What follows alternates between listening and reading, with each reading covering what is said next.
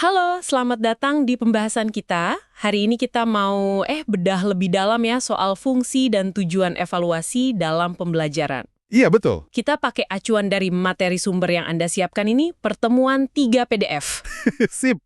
Dan meskipun sumbernya ini konteksnya pendidikan agama Kristen atau PAG, tapi konsep evaluasinya ini, wah, relevan banget loh di mana-mana. Oke, jadi fokus kita nanti ke 3 jenis utama itu ya, diagnostik, formatif, sama sumatif. Tepat.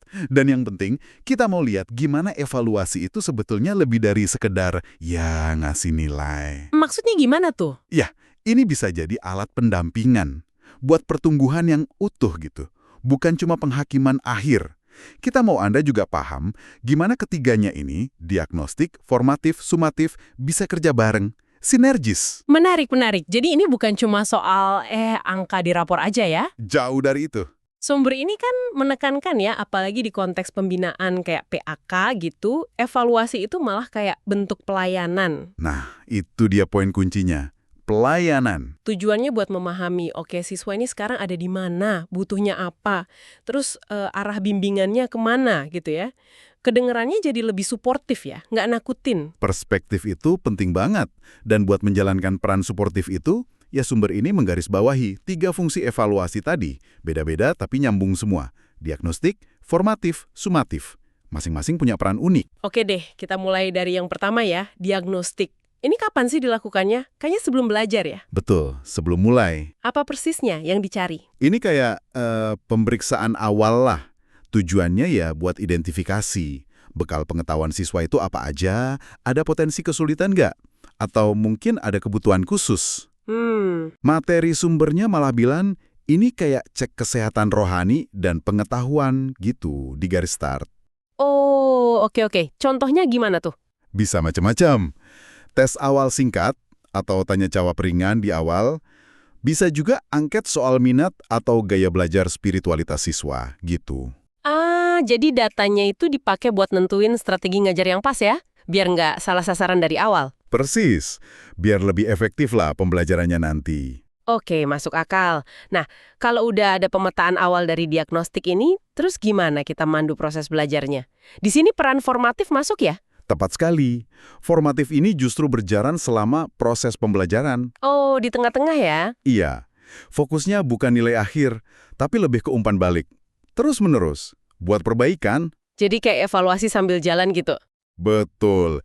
Ibaratnya kayak, pelatih yang kasih masukan pas latihan, bukan cuma nunggu skor akhir pertandingan. Sumbernya bilang ini pembimbing rohani yang berjalan bersama siswa. Wah, bagus itu istilahnya. Contohnya apa aja nih kalau formatif? Banyak sih. Kuis-kuis kecil yang hasilnya langsung dibahas bareng, tugas refleksi mingguan, mungkin diskusi kelompok yang kita amati, atau portofolio tugas gitu. Jadi ini kesempatannya buat koreksi ya? Kalau ada yang kurang pas, bisa langsung dibenerin. Nggak nunggu sampai akhir semester baru ketahuan. Nah, itu dia intinya. Biar lincah prosesnya. Siswa tahu kurangnya di mana, pengajar juga tahu apa yang perlu di-adjust. Penting banget ini kayaknya. Banget. Nah, terus yang terakhir, baru deh sumatif. Yang ini mungkin yang paling kita kenal ya. Iya, ini yang biasanya di akhir ya. Kayak UAS, UTS, atau presentasi proyek akhir gitu. Betul. Ini dilakukan setelah satu periode belajar selesai. Tujuannya memang menilai pencapaian akhir. Sering jadi dasar buat nilai formal, kelulusan gitu. Sumber menggambarkannya sebagai pemetaan hasil perjalanan iman siswa. Oke, jadi udah kelihatan ya bedanya ketiganya. Diagnostik di awal, formatif di tengah, sumatif di akhir. Nah, dan yang krusial, ketiganya ini satu kesatuan. Nggak bisa berdiri sendiri-sendiri. Maksudnya gimana tuh? Ya, analoginya gini. Diagnostik itu kasih kita peta awal perjalanan. Formatif itu kayak petunjuk arah selama di jalan. Terus sumatif itu laporan akhir perjalanannya. Wah, analogi yang bagus. Jadi jelas banget fungsinya masing-masing. Artinya, ya kalau nggak ada diagnostik, kita bisa jadi nggak tahu mulai dari mana. Tanpa formatif, gampang kesasar di tengah jalan. Tanpa sumatif, kita nggak punya gambaran utuh hasilnya gimana. Oke, paham. Dan semua ini kalau kita balik lagi ke konteks awal di sumber itu ya, tujuannya buat dukung pertumbuhan siswa secara utuh, bukan cuma ngejar angka ya. Persih. Bukan cuma akademik, tapi juga rohani atau aspek lainnya. Oh iya, di sumber itu kan ada nyinggung studi kasus singkat ya, soal siswa yang pasif itu. Ah iya, bener. Itu contoh bagus banget. Mungkin nilai UTS-nya, ya sumatifnya, rendah. Tapi pas dia kerja proyek kelompok, nah ini bisa jadi bagian formatif atau sumatif berbasis proyek, ternyata pemahamannya dalam banget. Oh gitu ya? Iya, itu bukti nyata kalau sumatif aja kadang bisa kasih gambaran yang, ya, kurang lengkap lah. Makanya perlu dilengkapi data dari formatif dan pemahaman dari diagnostik biar potretnya utuh. Jadi intinya evaluasi yang benar-benar efektif itu ngelihat lebih jauh dari sekedar angka ya.